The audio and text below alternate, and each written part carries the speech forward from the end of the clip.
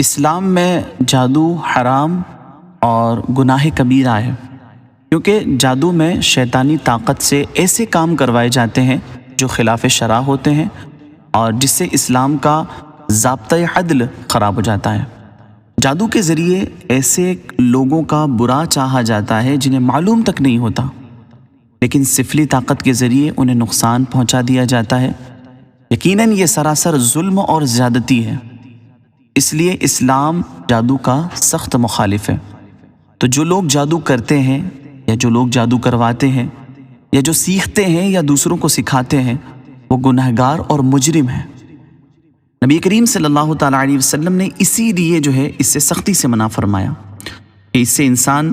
کا دین اور دنیا دونوں برباد ہو جاتی ہے۔ تو جو لوگ اس برے فعل میں ملوث ہوں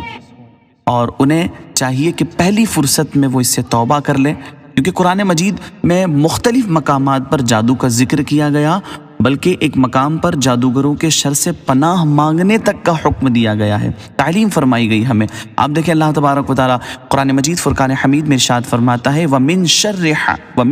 النَّفَّاثَاتِ فِي الْعُقَدِ، اور پناہ مانگتا ہوں میں گروہوں میں پھونکنے والیوں کے شر سے۔ گروہوں میں پھونکنا جادو کے طریقوں اور اس کی خصوصیات میں سے ایک ہے۔ آپ دیکھیں اسی طریقے سے ایک حدیث مبارکہ بھی ہے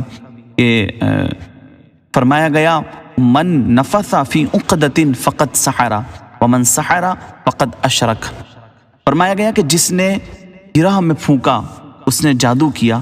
اور جس نے جادو کیا وہ شرک کا مرتکب ہوا۔ تو جو آیت کریمہ اللہ تبارک و تعالیٰ نے قرآن مجید میں ارشاد فرمائی، احادیث مبارکہ، اس سے واضح ہمیں معلوم چلتا ہے کہ اسلام نے جس طرح نجومی کے پاس غیب اور راز کی باتیں معلوم کرنے کی غرض سے جانا حرام قرار دیا ہے، اسی طریقے سے جادو سیکھنے یا جادوگروں کے پاس کسی مرض کے علاج کے لیے یا کسی مشکل کو حل کروانے کے لیے جانا بھی حرام قرار دیا گیا ہے۔ ہمیں چاہیے کہ ہم ایسی چیزوں سے دور رہے، یہاں تک کہ جو لوگ جادوگر کو اچھا سمجھتے ہیں اس کے تعلق سے بھی ایک آپ روایت سنتے چلیں۔ اللہ کے رسول صلی اللہ تعالیٰ علیہ وسلم نے فرمایا لا يدخل الجنۃ مدمن خمر ولا مؤمن بسحر ولا قاطع رحم۔ فرمایا گیا جنت میں شرابی داخل نہ ہوگا، اور نہ جادو پر اعتقاد رکھنے والا اور قطع رحمی کرنے والا۔ یعنی یہ حرمت صرف جادوگر ہی کی حد تک نہیں ہے، بلکہ اس میں جادو پر اعتقاد رکھنے والے کی حوصلہ افزائی کرنے اور جادوگر کی باتوں کو صحیح سمجھنے والے بھی شامل ہیں۔ اور یہ حرمت اس صورت میں اور بڑھ جاتی ہے جبکہ جادو کا استعمال ایسے کاموں کے لیے کیا جائے جو فی نفسہ ہی بھی حرام ہے۔ مثال کے طور میاں بیوی کے درمیان جھگڑا کروا دینا، دو بھائیوں کے درمیان جھگڑا کروا دینا، یا یہ ہے کہ کسی کو جسمانی نقصان پہنچانے کے لیے جادو کیا جائے۔ تو جو لوگ بھی ان میں ملوث ہے، جادو کرتے ہیں، یا وہ لوگ جو کسی کے پاس جا کر کے جادو کرواتے ہیں، یا یہ ہے کہ جو جادو سیکھنے کی طرف زیادہ مائل ہے، وہ سوچتے ہیں کہ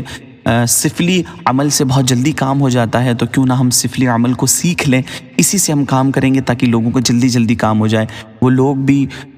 توجہ دیں، اور اس کے علاوہ جو لوگ اعتقاد رکھتے ہیں کہ ہاں جادو کا علاج جادو سے ہی ہوتا ہے، اس لیے ہم جادوگروں کے پاس جاتے ہیں یا ایسے لوگوں کے پاس جانے کے مشورے دیتے ہیں، وہ لوگ بھی ہوش کے ناخن لیں اور ہرگز ان کاموں میں ملوث نہ رہیں، بلکہ اس سے ہمیشہ بچنے کی کوشش کریں، اور جو لوگ بھی اس میں ملوث ہیں انہیں بھی دور رکھنے کی کوشش کریں۔